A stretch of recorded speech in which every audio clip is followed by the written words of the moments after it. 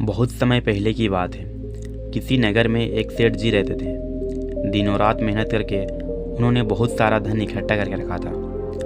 एक दिन उन्होंने अपने मुनीम को बुलाया और कहा कि पता करो कि हमारे पास कितने धन है और कितने दिनों के लिए पर्याप्त है। मुनीम ने अपना हिसाब किताब वाला रजिस्टर उठाया और हिसाब करने के लिए चल दिया।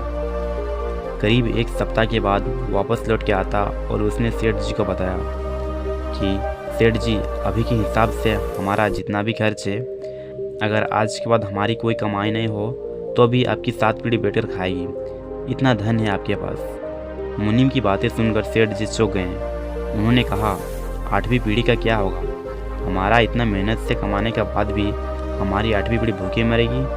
अब यह बात सोचकर सेठ जी बहुत दुखी हो जाते हैं। वो दिनों रात इस बात से चिंता में लगे रहते हैं, उनकी 8वीं पीढ़ी का क्या होगा। और धीरे धीरे उन्होंने खाना पीना भी सब कुछ छोड़ दिया उसी चिंता के मारे। और एक टाइम बाद वो बीमार पड़ गए। नगर के सारे वैद्य डॉक्टर उनका इलाज करने के लिए आए, पर किसी की कोई दवा नहीं काम गई। सारे घर वाले परेशान थे, उनको क्या हो गया। कुछ ही दिनों बाद सेठ जी का एक मित्र सेठ से मिलने के लिए आता। उसने सेठ की हालत देखी तो घबरा गए। उसने पूछा, ये सब कैसा हो गया?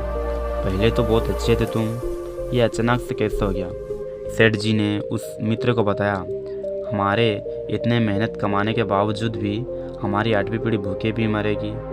सेठ की ये बातें सुनकर उनका मित्र उनकी परेशानी असली वजह जान गया। वह थोड़ी देर सोचता रहा और फिर बताया।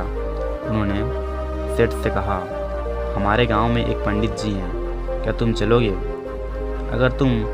अगर तुम उनको सुबह का भोजन करवा दो तो तुम्हारी बीमारी दूर हो जाएगी। अब सेठ जी ने कहा, इसमें कौन सी बड़ी बात है?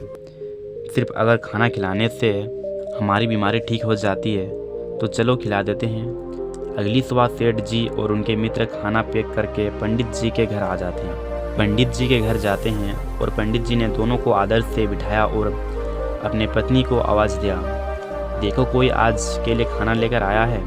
अंदर से पंडित जी की पत्नी ने कहा, आज खाना तो कोई दे गया है। पंडित जी ने सेठ से कहा, माफ़ करिएगा, आज हमारे लिए कोई खाना दे गया है, हम आज आपका खाना नहीं ले सकते हैं। सेठ जी ने कहा, कोई बात नहीं, कल आपके लिए खाना लेके आएंगे। तो पंडित जी ने कहा, कल की कल पर छोड़ देते हैं, क्या पता कल रहें या ना रहें। कल अगर जिंदा बचे तो ईश्वर हमारे लिए कोई ना कोई व्यवस्था जरूर कर देगा।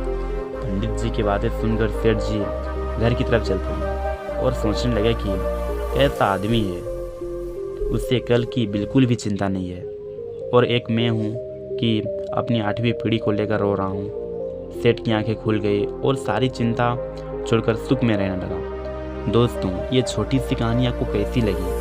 अगर अच्छी लगी तो प्लीज़ वीडियो को लाइक कीजिएगा और चैनल को सब्सक्राइब।